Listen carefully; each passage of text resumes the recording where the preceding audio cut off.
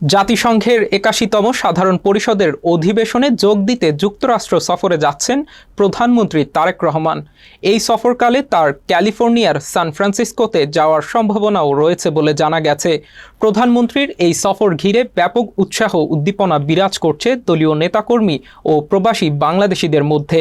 জাতিসংঘের সাধারণ পরিষদের ৮১তম অধিবেশনের সভাপতি নির্বাচিত হয়েছেন বাংলাদেশের পররাষ্ট্রমন্ত্রী ডক্টর খলিলুর রহমান। তার সভাপতিত্বেই সাধারণ পরিষদের অধিবেশনে ভাষণ দেবেন প্রধানমন্ত্রী তারেক রহমান, যা হবে বাংলাদেশের জন্য একটি বিরল ও গৌরবময় মুহূর্ত।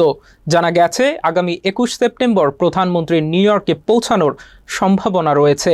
জাতিসংঘের অধিবেশনে অংশ নেওয়ার পাশাপাশি বিভিন্ন দেশের রাষ্ট্র ও সরকার প্রধানদের সঙ্গে বৈঠকে অংশ নিতে পারেন তিনি। আর ২৪ সেপ্টেম্বর সাধারণ পরিষদে ভাষণ দেওয়ার কথা রয়েছে তার। যুক্তরাষ্ট্র বিএনপি নেতাদের তথ্য মতে নিউ ইয়র্কের কর্মসূচি শেষে ২৫ সেপ্টেম্বর প্রধানমন্ত্রীকে নাগরিক সংবর্ধনা দেওয়া হবে। এরপর ২৬ থেকে ২৮ সেপ্টেম্বর সান ফ্রান্সিসকোতে একটি বিশেষ অনুষ্ঠানে অংশ নেওয়ার সম্ভাবনা রয়েছে।